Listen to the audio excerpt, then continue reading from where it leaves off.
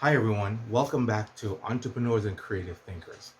I use this video platform in a very simple and practical way every time I do it. I simply answer questions that I'm asked every day by entrepreneurs I mentor, in my business life, clients that I have that ask me certain questions. Because sometimes someone would ask me a question, it's a unique question. I believe that there's 50 other people out there that want to ask that question but don't know who to ask it to, or not sure if they're thinking about that question is accurate. One of the questions I was asked recently is, how can I measure the success of my business? The first one is business financial. Let's start there. Look at your business financial statements. That's the first place you're going to figure out. Are you making money? Where the money is going? Are you overspending? Is your profit margin right?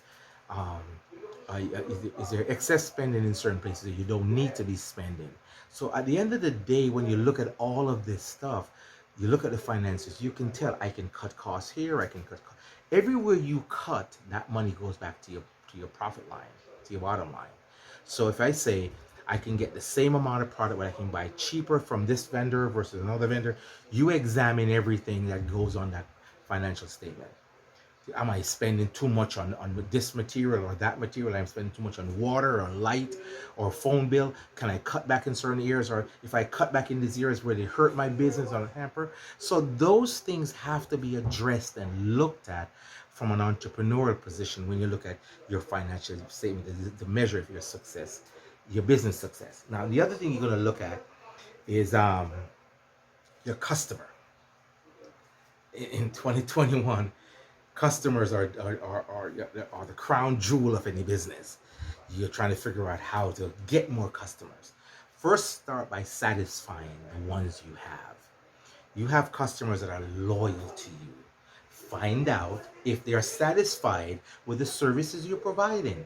Can you do better? Can you improve things you can do to make life a lot better in every sense of the word? So when you do that, those customers are going to go out and tell other customers. They're going to say, you know something, I want to buy from this guy. The price is right and they treat me right. They might not be the cheapest in the game, but they know how to take care of me. They're concerned about my needs and my desires and making sure that whatever I'm trying to do, the problem I'm trying to solve, they're there to help me solve those problems. Because we're in the business of solving problems. We got to accept that from an entrepreneurial perspective. So when you look at it, is like, hey, are my customers happy? Keep in mind now, the customers are what's driving the industry these days. It's not big brands. Big brands are there. Big brands are selling to customers the fact that they get better quality product if they buy a certain brand. But if one of those brands have a dissatisfied customer, that customer is going to spread the word in their different groups among their friends and family, and then that brand loses a lot of business because they never took care of the customer, that specific customer. So the customer now is in this market time is actually in control. So if you know that, your number one job is to satisfy that customer. Make sure when they leave, they feel satisfied. They feel that their needs are met. Actually, you listened to what their problem is. And even if you could not 100% solve it, you were able to give them some advice and solution as how to get it done in a cost-effective manner. That customer is going to be thankful to you and going to come back to you and tell their friends about you.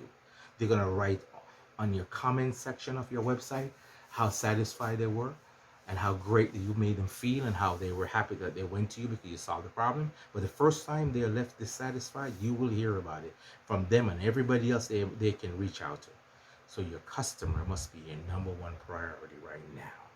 And that's how you get new customers, by turning the old customers into ambassadors of your business, by letting them tell everyone how well you serve them. Okay? Now, another way you can do is satisfied employees. Now, I can't tell you how many companies I consult with that is having a hard time in growth and development because they have a dissatisfied set of employees. They have cultivated that atmosphere. Management will not want to take a responsibility for it, but they did. They cultivated that atmosphere that let their employees feel unappreciated and dissatisfied with the way they're treated. So it starts to reflect back on their bottom line because the customers are the ones who get the brunt of these employees. And because of the way they treat the customers or what happened, the customers don't want to come back. So you have a lot of dissatisfied customers. You're going to base your success of your business.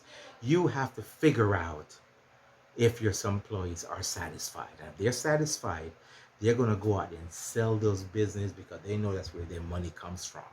And they're going to make sure the customers know how great it is to do business with that company because they work there. Okay? So that's something you have to think about. Another thing, to be a successful company, you have to invest in training. You have to. The marketplace and the business landscape has changed so drastically because of COVID-19. The old methodology and concepts and you used to use to do business has to change. I know companies who are having a website for the first time for the 20 years they've been in business. They didn't see the necessity of it because they served the community and they were number one game in town, and all of a sudden pandemic hit and they realized they got to put in a website to keep the customer up to date as to what's going on with their store so their customers just come back. They have to add delivery service to their business when it was not relevant prior to the pandemic. They have to add what I call auxiliary services that they never did before. They have to be doing it now to satisfy the existing company so they keep coming back even after the pandemic. So those adjustments need to be made. If you're going to become, as a measure your success, you have to look at it from all of those 5 aspects and make sure that you're actually addressing them. You don't even have to be perfect at it, but at least address it. If you address it and start implementing things that will help to improve it, then those improvements reflect in your employees, the customer, your sales, your bottom line. It all rolls back to your sales. Everything you're trying to do, everything you're putting together, everything you're working with, it's all encompasses in that whole concept. That is one thing to look at the bottom line, but if you're not taking care of your employees, you're not satisfying your customer and doing what you need to do to retain those customers and gain new ones, then guess what? There's no success to talk about because you're going to be going out of business soon. The game has changed and you now have to change your focus and thinking. You might have to add stuff to your business you never thought you needed to do before. You might have to create some camaraderie that keeps you connected to your customer. You have to let them know, hey, if you can't come in, you can go online and put your order in. Or you can simply, if you have a problem, you can simply email us and we'll figure out how to help you fix it and send the product over. To do that, and you just pay it online. Those things are part of the mechanics now. So have fun running a successful business. If you are addressing all the issues that are out there, you will not have a problem counting money. So welcome again to Entrepreneurs and Creative Thinkers. Have an awesome day.